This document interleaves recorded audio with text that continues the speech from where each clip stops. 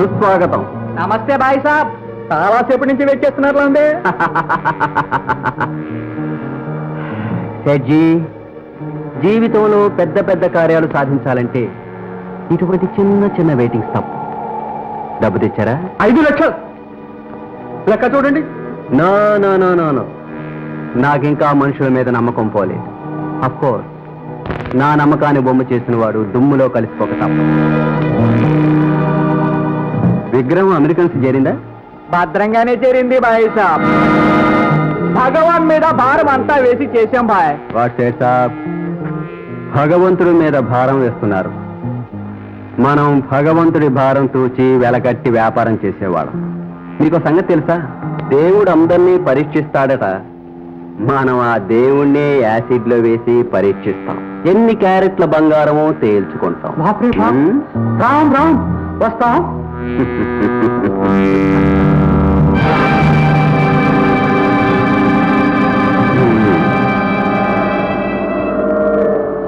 ఏం సిద్ధా, ఎంతసేపు వచ్చి? అమెరికా వారి 5 లక్షలు నువ్వు అందుకుంటున్నప్పుడు ఒక పార్వతి విగ్రహంతోనే ఆగిపోయావే. శివుడి విగ్రహాన్ని కూడా అమ్మేస్తే నీకు మరో 5 లక్షలు వచ్చేవిగా. ఇప్పుడు మాత్రం మించిందే ఉంది. నువ్వు భాగం కలుస్తానంటే ఆ ఆలయాన్ని లేపేయచ్చు. ఏమంటావు చెప్పు? చెప్తాను, ఎక్కడ చెప్పాలో అక్కడే చెప్తాను. ఆగరా సిద్ధ, ఊళ్ళో గుగ్గిళ్ళు తిని బతికే నువ్వు నన్ను కాదని ఒక్క అడుగు కూడా ముందు కదలలేవురా. అది నీ అబ్బదాని కాదురా.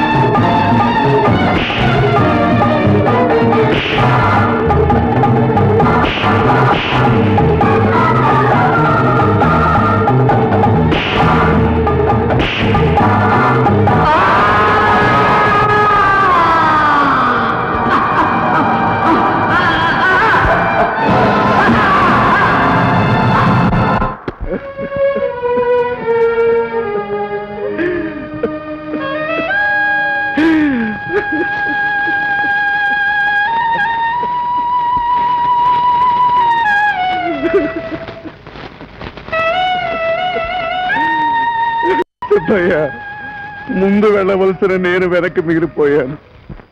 వెనక వెళ్ళవలసిన నువ్వు ముందు వెళ్ళిపోయావు. కొడుకులు లేని నాకు నువ్వు కొరువు పెడతావనుకున్నాను. చివరికి నేనే నీకు కొరువు పెట్టవలసి వచ్చిందిరా సిద్ధయ్య.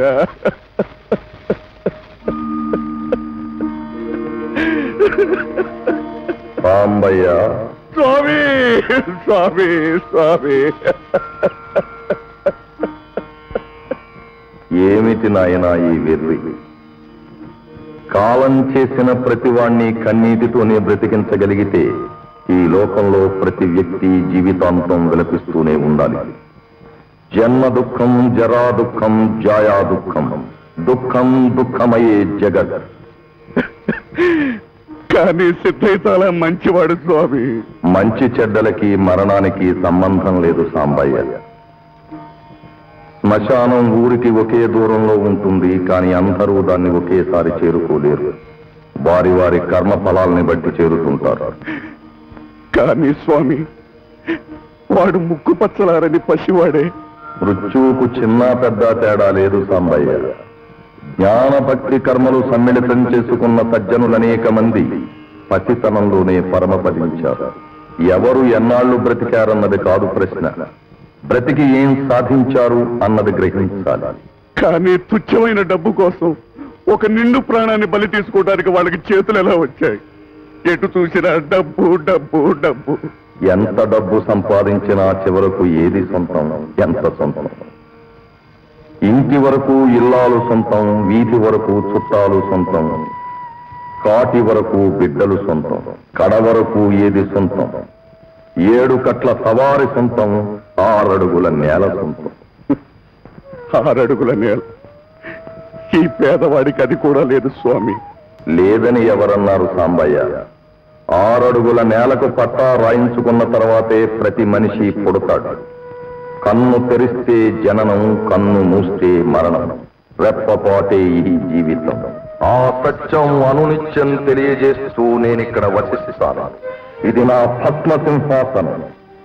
ఇక్కడే ఐశ్వర్యవంతుల అహంకారాలు, అసహాయుల ఆర్తారావాలు, రాజేంద్రుల బలాలు, కవీంద్రుల కళాలు, కష్టజీవుల కర్మజలాలు, కులసతుల నల్లపూసల తరాలు, కులటల కామ కలాపాలు అన్నీ మండి మచై నుచై ఈ మట్టిలోనే కలిసిపోతాయి.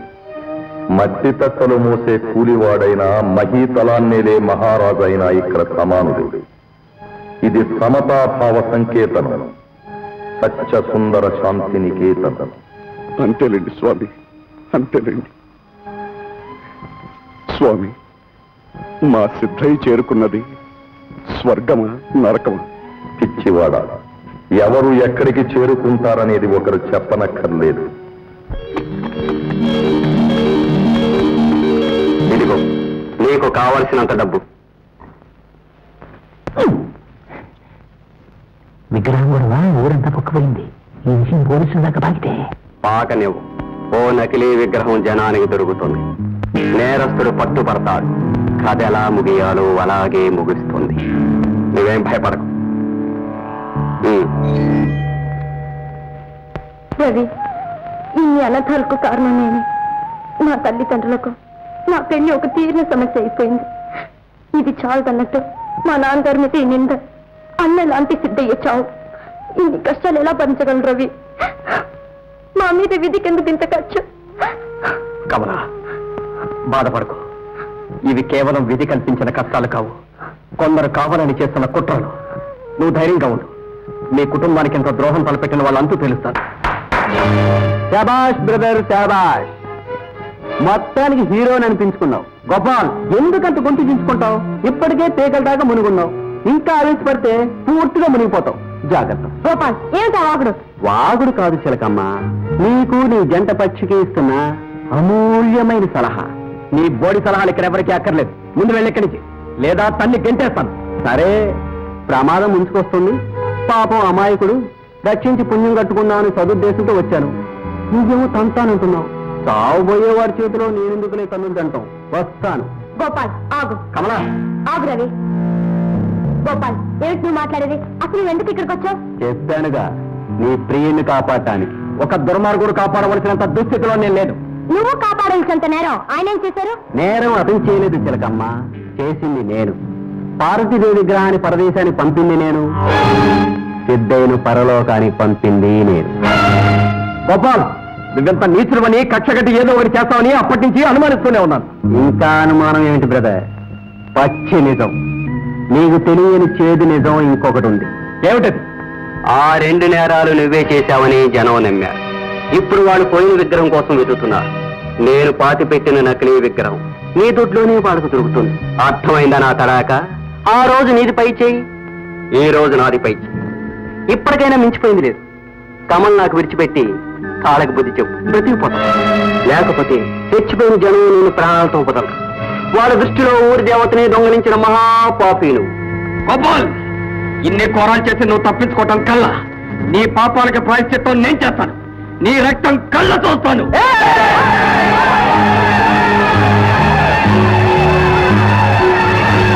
కమలా, వాళ్ళు వచ్చేస్తున్నారు.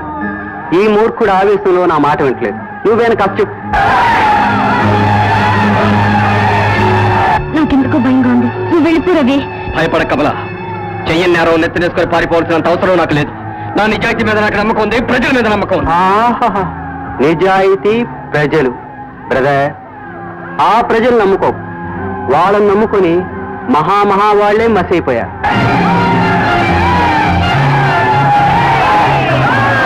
Bye, wish you best of luck. Done.